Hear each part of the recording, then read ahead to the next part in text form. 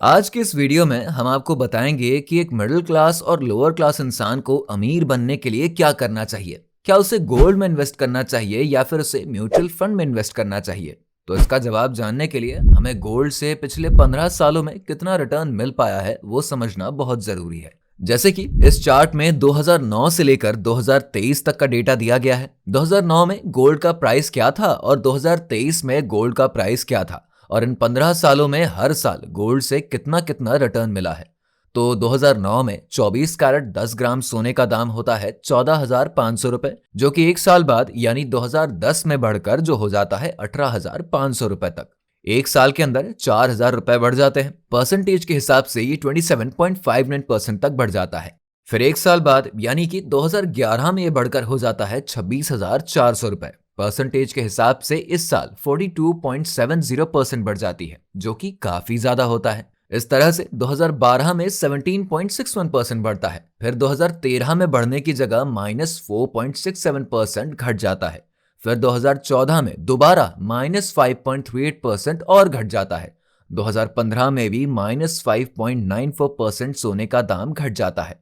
फिर अगले कुछ सालों में 8.65%, 3.65%, 5.97%, 12.03%, 38.13%, 0.14%, 8.11%, 24.04% मिलता है 2023 तक।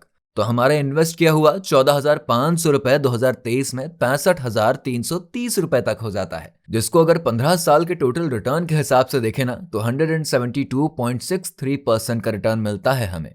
अब इसी रिटर्न को अगर सालाना एवरेज रिटर्न के हिसाब से देखा जाए तो हर साल आपको 11.47% का रिटर्न मिलता है, जो कि बहुत ही अच्छा है बैंक में अपने पैसों को रखने से और बैंक में एफडी कराने से। क्योंकि बैंक के सेविंग्स अकाउंट पे आपको 3 to 4% का रिटर्न मिलता है, जो कि आपको अमीर बनाना तो दूर आपके पैसों की वैल्यू को और भी कम कर देता है। वैसे अगर आप एफडी कराते हैं ना तो वहां आपको 6 to 7% का रिटर्न मिल जाता है, मगर आपके पैसे की वैल्यू नहीं बढ़ती है, क्योंकि बैंक एफडी रेट सिर्फ इन्फ्लेशन को ही बीट कर पाती है।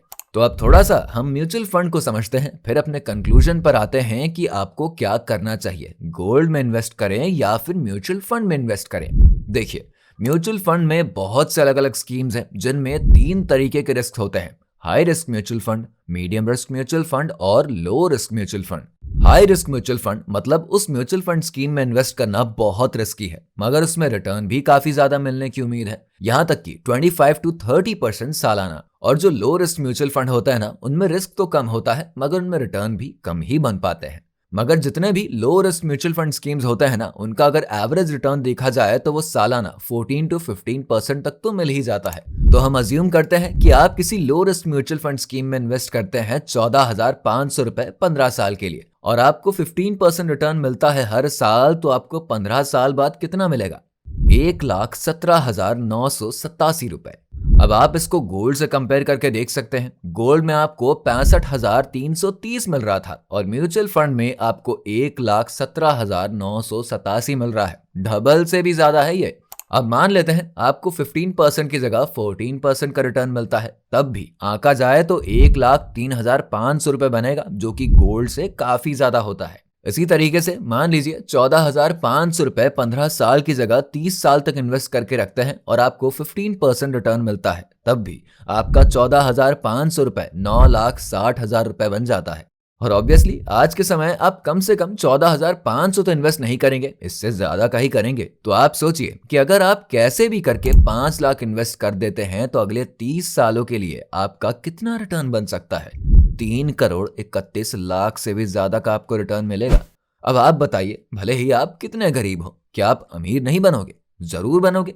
आप हर बार महीने में जो बैंक में पैसे रखते हो ना, 1,000, 2,000, 5,000, 10,000, अब आप इन पैसों को बैंक में रखना छोड़ के म्यूचुअल फंड में हर महीने इन्वेस्ट करना शुरू कर सकते हैं, वो भी 15 साल, 20 साल, 30 साल तक के लिए। फिर आप खुद समझ नहीं पाएंगे कि आप इतने अमीर बन कैसे गए। अब बहुत जनों के मन में एक सवाल होगा, जो भले ही म्यूचुअल फंड में रिटर्न ज्यादा मिले मगर रिस्की तो है, तो मैं आपको बताना चाहूंगा, क्या गोल्ड में रिस्क नहीं है? गोल्ड ने भी 2013, 14, 15 में नेगेटिव रिटर्न्स दिए थे, मगर अल्टीमेटली तो पॉजिटिव रिटर्न ही दिया ना। वैसे ही म्यूचुअल फंड में भी है, इसमें भी आपको किसी किसी साल नेगेटिव रिटर्न देखने को मिलेगा, मगर अल्टीमेटली पॉजिटिव रिटर्न ही मिलेगा। और अगर आप इन्वेस्ट करने के बाद लॉन्ग टर्म तक होल्ड करते हैं तो तो अब आप खुद ही बताइए कमेंट करके, दोनों में से क्या सही है। थोड़ा रिस्क लेकर अमीर बन के मरना है या फिर बिना रिस्क लिए गरीबी में जीना है।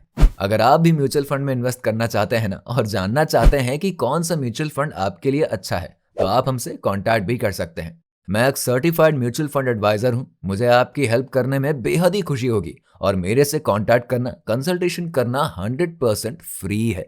स्क्रीन पर दिए गए नंबर से आप हमें कांटेक्ट कर सकते हैं, और म्यूचुअल फंड में इन्वेस्टमेंट शुरू करने के लिए डिस्क्रिप्शन में एसेट प्लस ऐप का लिंक दे दूंगा। आप उस ऐप से खुद से ही जिस भी म्यूचुअल फंड में इन्वेस्ट करना चाहते हैं उसमें कर सकते हैं। तो वीडियो अगर आपको अच्छा लगा हो तो एक लाइक तो जरूर बनता है, और जितना हो सके इस वीडियो को अपने रिश्तेदारों के साथ शेयर जरूर करिए, जिससे उनको भी गोल्ड वर्सेस म्यूचुअल फंड में क्या सही है इसके बारे में उनको भी पता चल सके। और चैनल पर अगर आप नए आए हो तो चैनल को सब्सक्राइब कर लीजिए और बेल आइकन को भी दबा दीजिए।